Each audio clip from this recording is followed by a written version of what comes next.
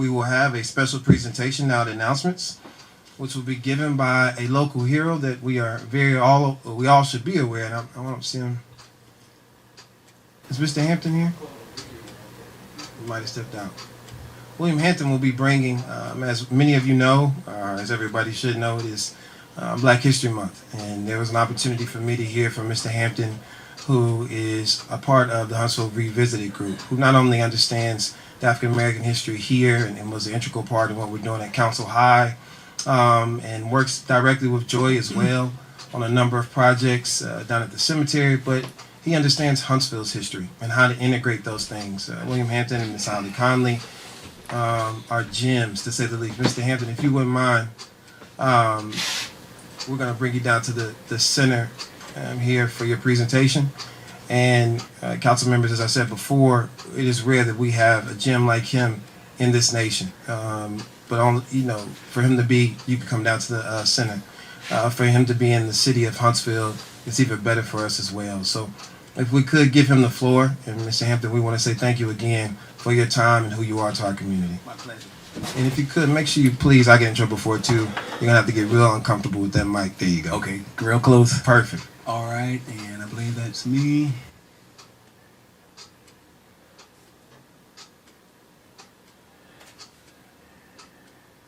All right, while that pulls up, all right. How do I make it full screen here? Thank you. Come on, Hampton's going to come here.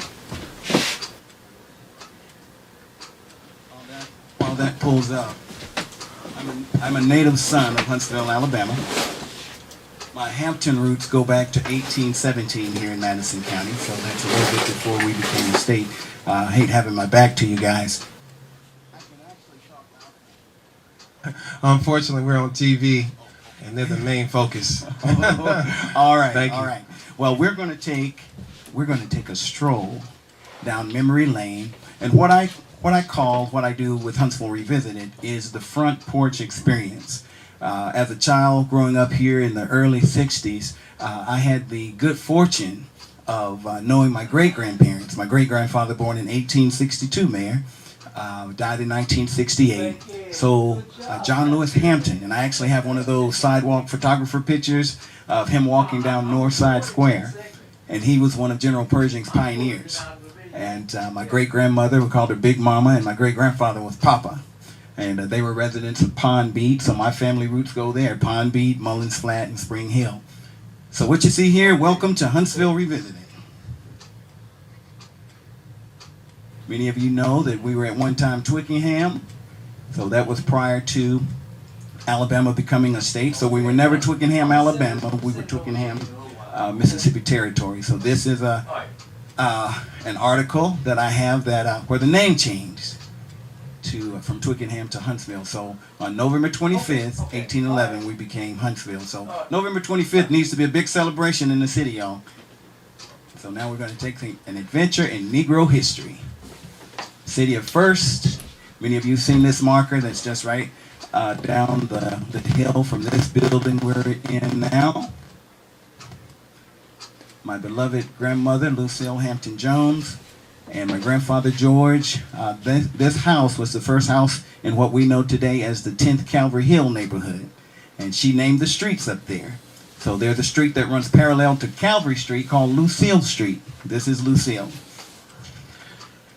First National Bank, first bank in Alabama, has historic significance to the African American community because in 1835 this bank was built, and it has slave quarters, which are still there.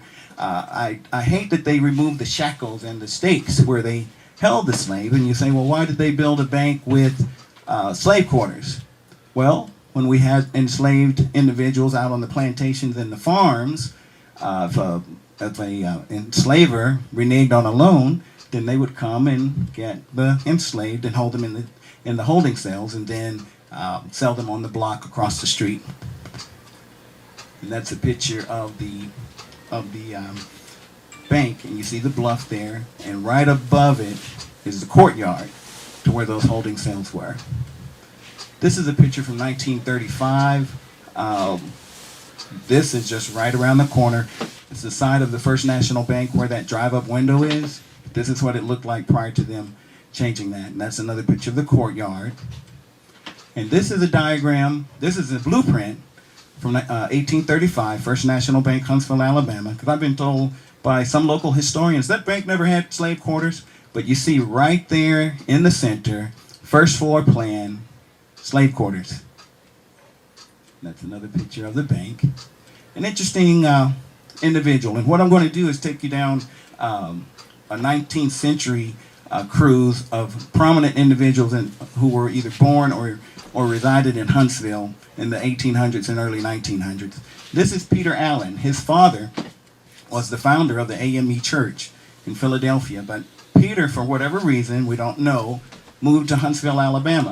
And while here, and by trade he was a musician, so he was a flutist. And there was a call to have local citizens go to Texas to fight in the Texas Revolution. So he was one of the people who went and ended up dying in the massacre there.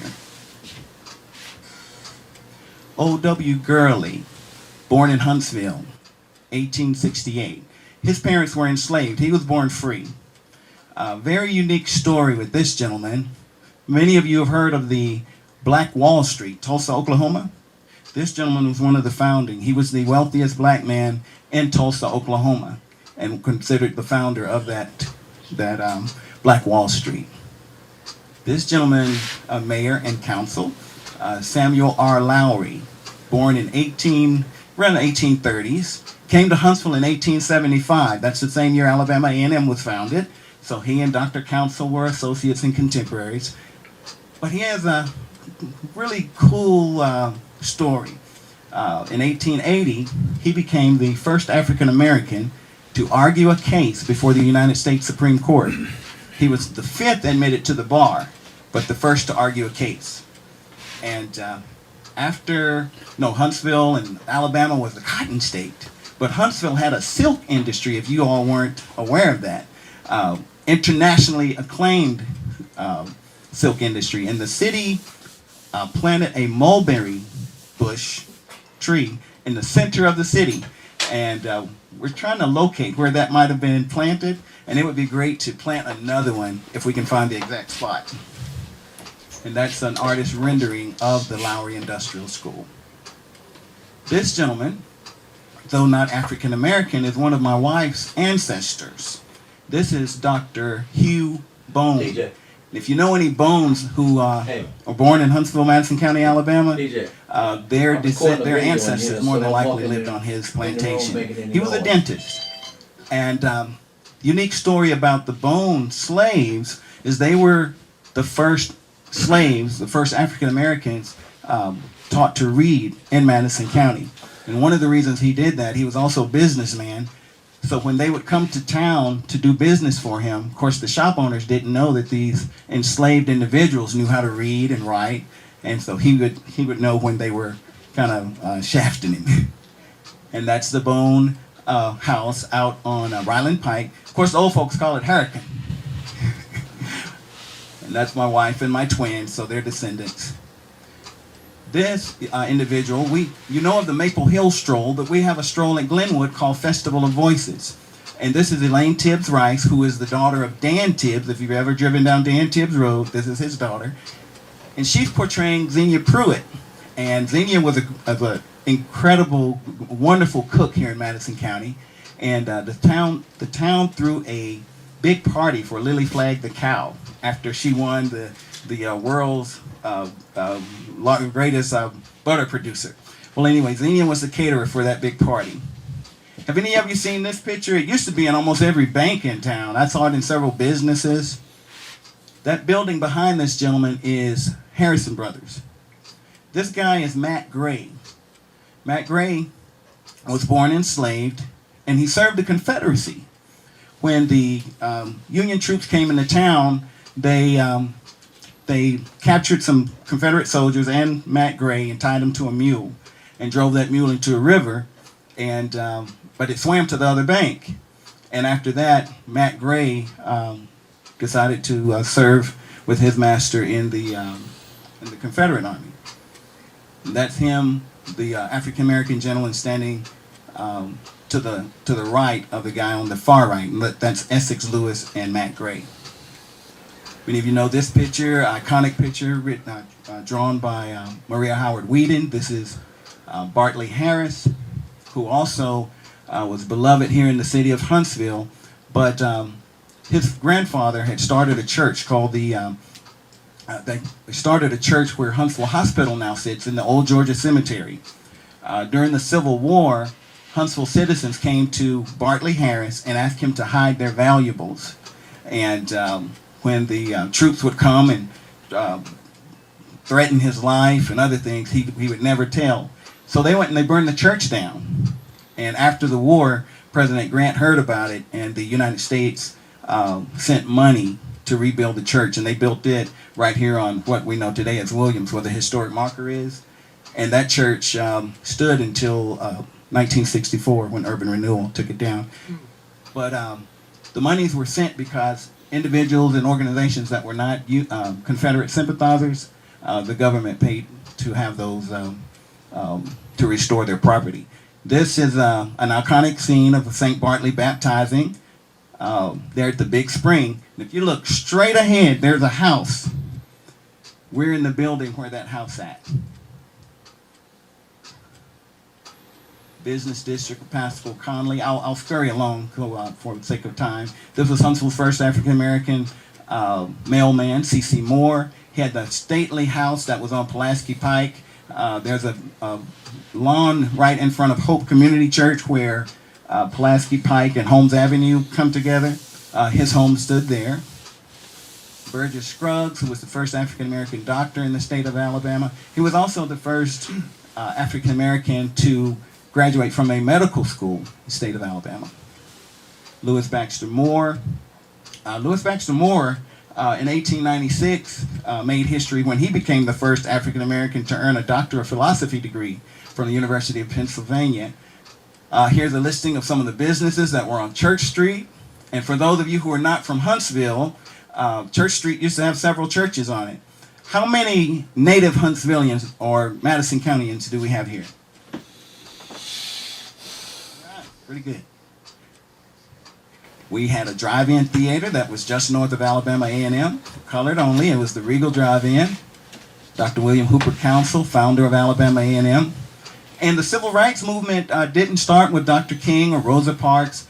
Dr. Council actually sued the Transportation Commission because he had purchased a first-class seat and was asked to get up out of that seat. And he sued the rail line, won the suit, and was removed as principal of Council High. Of Alabama A&M. This is W.C. Handy, who was a music director out there at A&M for a while. Does this guy look familiar to any of you? Anyone? This guy encouraged us to trace our roots. That's his high school graduation picture from Normal Industrial School. He graduated high school in Huntsville when he was age 15. His mother died here, and he left here and went to Alcorn State. Any of these guys look familiar? It's like, what in the world does Sammy Davis Jr. have to do with Huntsville, Alabama? Well, in 1899, a gentleman was born here in Huntsville. His name was Will Maston. Had a desire to become an entertainer, singer, dancer. Left and went to New York City, met another guy from the South named Sammy Davis Sr. They formed a duo, did vaudeville and whatnot. Sammy Davis Sr. got married, had a child, and that child joined their troupe. And they became known as the Will Maston Trio. And as they got more popular, they became known as the Will Maston Trio, featuring Sammy Davis Jr.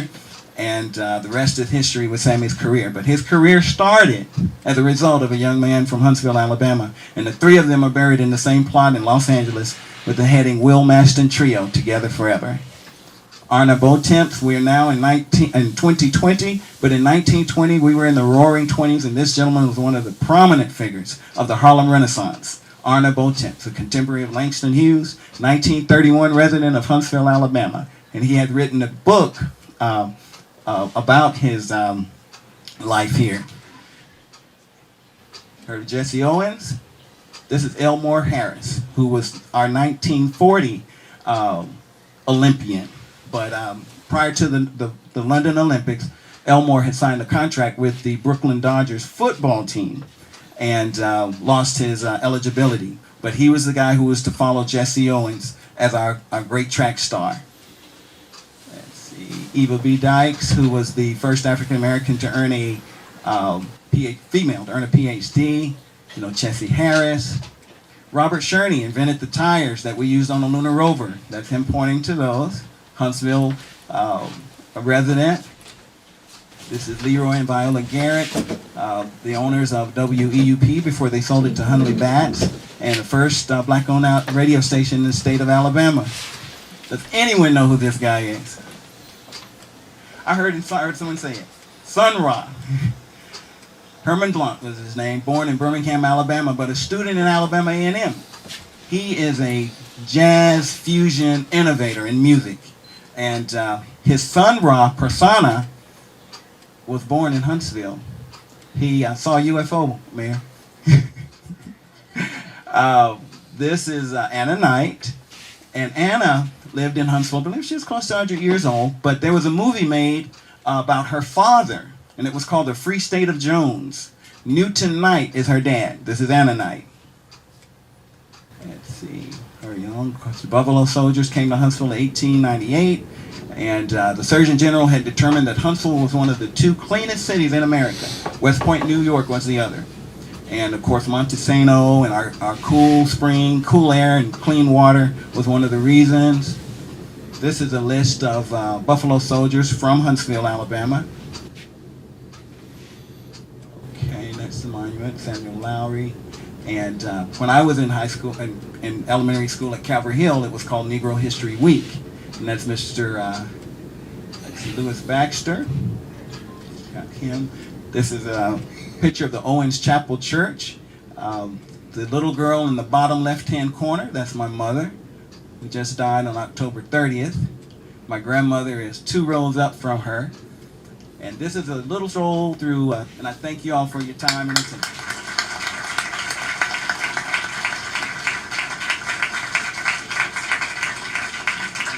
For one of our native sons or daughters, I'd like to, I have several of these, but only brought one in. So if someone is from Huntsville, because I get this, and I'm done. People will ask me, where are you from? I said, Huntsville. Oh, well, where'd you come here from? Oh, I'm from Huntsville. Well, where were you born? I was born in Huntsville. No one was born in Huntsville. But thank you again, and Pearlie Stamper asked me to give you a greeting. She wanted to be here tonight, but she wasn't able. Oh, Thank you so much. And before you leave, if you could, there's a young lady sitting in front. If you could recognize who that young lady is. I didn't realize she was behind me. Miss Ollye, will you come up? Who is God? This is Mrs. Ollye Conley. I didn't know she was in. This is my history mom and my partner in history. We share the front porch experience. I had planned to bring her up. Would you can we have 3 minutes and so she can tell you a little bit about Peter Allen and John Robinson?